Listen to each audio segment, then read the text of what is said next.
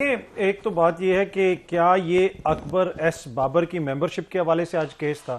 Case تو وہ ہے نا کہ جو سمبل ملنا ہے آپ کو. اب کیس میں بہت ساری چیزیں ہو سکتی ہیں, ان کے الیکشنز میں بھی بہت سارے مسائل ہو سکتے ہیں, لیکن کیا پوری قوم یہ سمجھ رہی ہے کہ یہ اکبر ایس بابر صاحب کی وجہ سے آج سپریم کورٹ کے اندر ساری سماعت ہوتی رہی اور سارا معاملہ یہاں تک پہنچا؟ تحریک انصاف تو پہلے بھی یہاں پہ تھی, اس وقت بھی تحریک انصاف کے خلاف کوئی ایکشن ہو سکتا تھا. جس قسم کا رویہ ہمیں الیکشن کمیشن کی جانب سے نظر آتا ہے کہ وہ پشاور ہائی کورٹ گئے, اس کو اپیل کیا وہاں پہ, پھر وہ سپریم کورٹ آ گئے, پھر سپریم کورٹ میں جس قسم کی ہیئرنگ ہوئی وہ سب کچھ قوم نے دیکھا, وہ سب کے سامنے ہے.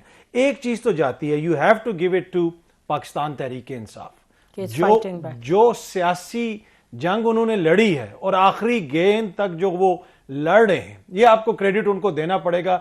ہم نے اپنی زندگیوں میں کسی بھی سیاسی جماعت کو ایسے سیاست کرتے ہوئے نہیں دیکھا. نیازی صاحب نے ہو سکتا ہے دیکھا ہو, یہ ہمارے سینئر ہیں. ہم نے اپنی زندگیوں میں کسی بھی سیاسی جماعت کو ایسے حالات کے اندر اس طرح نہیں دیکھا کہ پورے انہوں نے نظام کو وقتہ ڈالا ہوا ہے کہ کس طریقے سے روکنا ہے. ڈار صاحب آ رہے ہیں, نیا ٹکٹ آ گیا, پلان بی آ گیا.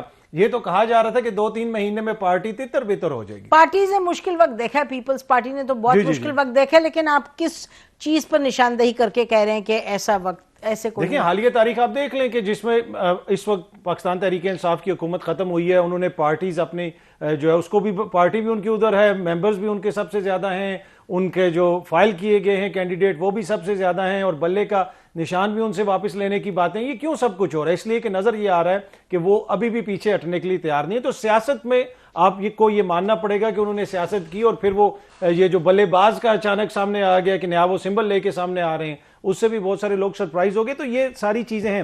لیکن ایک چیز میں کہوں گا عدالتی کارروائی کے حوالے سے بھی, وہ بھی تھوڑی سی ایسے لگی کہ جیسے الیکشن کمیشن کے بہاف پہ جج صاحبان بہت سارے کاؤنٹر کرتے رہے.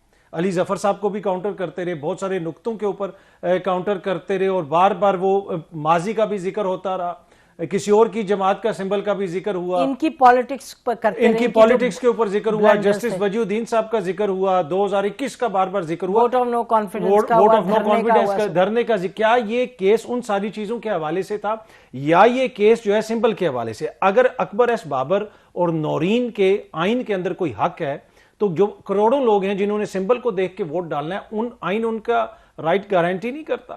تو یہ اس کو آپ کو بیلنس کرنا پڑے گا معزز عدالت کو, کہ ان کے حقوق کا بھی تحفظ ہو, اور دوسری جانب جو کروڑوں لوگ ہیں جنہوں نے ایک سمبل کو دیکھ کے ووٹ ڈالنا ہے, وہ بھی مد نظر ان کو رکھنا پڑے گا. اب دیکھتے ہیں معزز عدالت اس حوالے سے کیا فیصلہ دیتی ہے. جی دیکھتے ہیں. ناظرین بریک لیتے ہیں, واپس آئیں گے اور پوچھیں گے پھر نیازی صاحب سے کہ جو آج پروسیڈنگز تھی, یہ بات ٹھیک کہہ رہے ہیں کہ دیر آر مینی ہولز جس طریقے میں الیکشن ہوا ہے, پی ٹی آئی نے کروائے, اس میں تو کوئی ڈاؤٹ نہیں ہے, لیکن کیوں ایسا تھا, اور دوسری طرف باقی جو جماعتیں ہیں وہ کس طریقے سے الیکشن کرواتی رہی ہیں. بٹ وہ فارچونیٹلی اور انفارچونیٹلی وہ سوال نہیں تھا آج کورٹ کے سامنے, جو آنریبل کورٹ ہے اس کے سامنے. تو یہی سوال تھا کہ پی ٹی آئی نے الیکشنز کیسے کروائے.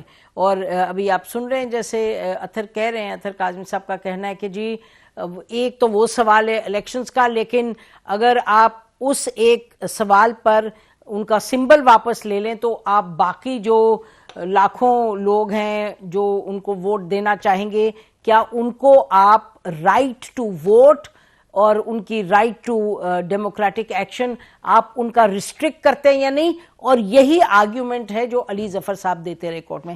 بریک کے بعد گفتگو کو جاری رکھتے ہیں. Stay with us.